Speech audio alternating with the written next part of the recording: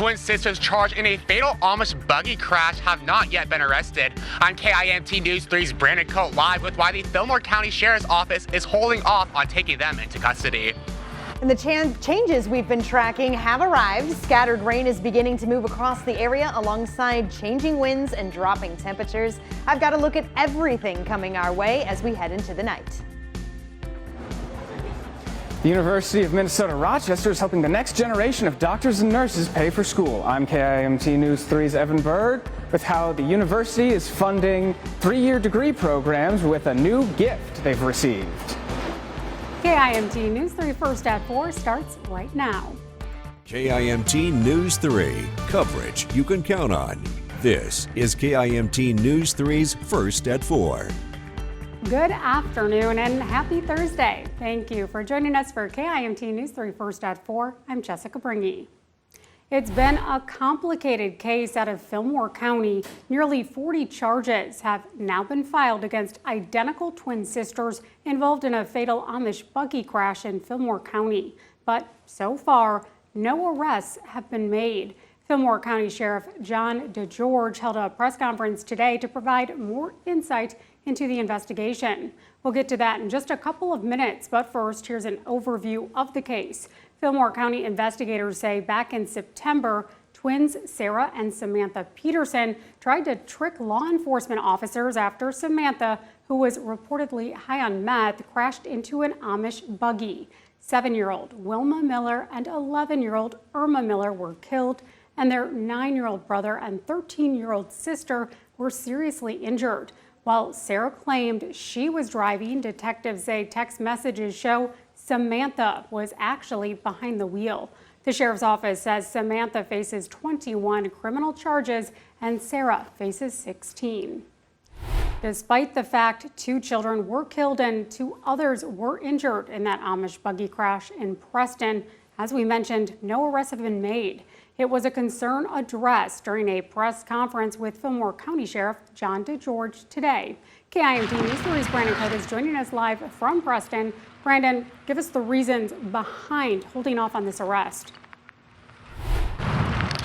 Well, Jess, Sheriff DeGeorge says that they're holding off on making any arrests to ensure justice is served correctly. Now, he tells me deputies are still collecting evidence and that evidence is still being processed before they arrest Samantha and Sarah Pearson. Sheriff DeGeorge tells me that's clearly the reason booking photos have not been released. As for the complexity of the investigation, the sheriff's office says since the sisters are identical twins, detectives had to make sure they have the evidence needed to convince a potential jury. It was Samantha, not Sarah, behind the wheel. According to the department, the twins tried to make that job more difficult for investigators by switching clothes, which was caught on dashcam video at the scene of the crime. Sheriff DeGeorge also says the sisters' history of criminal behavior raised law enforcement's suspicions. If we were to make an arrest right away because we think we know what happened, that starts this court process. If this were to go to trial, before we have all of that evidence back, we risk losing this case, and that's not an option for us. Now, Jess, the sheriff's office is unable to make a comment on whether the sisters are remorseful or at all about this fatal car crash, but the office says they are in contact with the Miller family, updating them on any progress being made in this investigation. Live in Preston, Brandon Coate, KIMT News 3. Thank you, Brandon. The Fillmore County Sheriff's Office didn't provide a timeline for the Peterson sisters' arrest, but does say county prosecutors are reviewing the case and preparations are being made for the suspect's initial court appearance. Another gorgeous day, despite the clouds. Storm Team 3 meteorologist Sarah Knox is joining us. I mean, honestly, it could have been truly spring today. I ended up rolling down the windows as I was driving around lunchtime because, well, we still had the sunshine then here in Rochester. And yes, it was so warm out. So warm in the fact that we have broke several records. Before we get to the numbers, though, we got to talk about the rain. This has been something we have been watching throughout the entirety of the week, and there still remains that possibility where we could hear a few rumbles of thunder. In fact, not too far away, just south of La Crosse, maybe you can see it here, picking up on some lightning, and that's where the chances are a little higher. For us, haven't seen much of it quite yet, but we're certainly starting to see the rainfall. Let's zoom in here. Watching this narrow band of some yellow, some oranges indicating some higher rainfall rates, kind of heading towards 52, Zumbrota, Rochester at the moment. I know for a fact Rochester has already seen a few sprinkles, Albert Lee, Mason City as well. But it's not just the rain that we're keeping an eye on. It's the winds and the temperatures. Current temperatures in Mankato sitting at 39 degrees. Meanwhile, in Rochester, it's still 50 degrees, but it is very easy to see that soon these temperatures will start to drop. Look at Albert Lee, already at 39 as well. Also dealing with these stronger winds as the system moves through and cold front pushes over. So Jess, there's a lot to talk about, not just from the rain, not just the temperatures, but the winds and of course the roller coaster of a winter we've had so far. All of that is coming up in greater detail in just a few minutes. Doctors and nurses in the Med City will be able to pay less for college by getting a bachelor's degree in 3 years as the University of Minnesota Rochester works to develop a new program.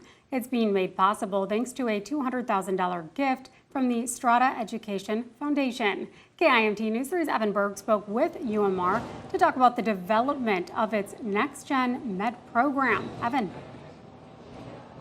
Jess, I've been told the demand for 3-year degree programs has been growing nationwide, and UMR says organizations like the Strata Education Foundation want to support the trend.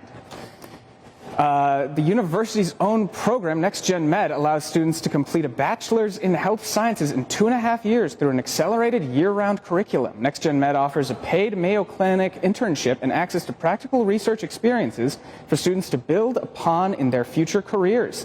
The university tells me the money from Strata will go towards paying a new project manager to help direct the program, a website to better promote the program and its content, and to fund travel expenses for conferences discussing College in 3 programs.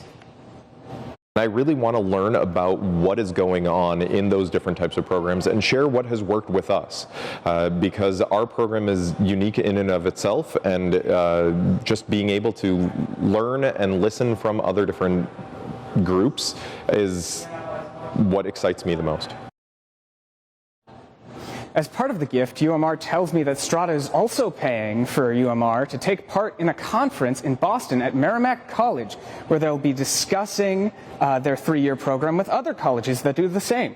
The meeting is scheduled for April, and leaders from both schools will discuss how different programs can be developed. Thank you, Evan. Well, NXT Gen Med is only around 2 years old at this point and has about 20 students. We're told the college has already begun to recruit its next class, which will be starting this fall.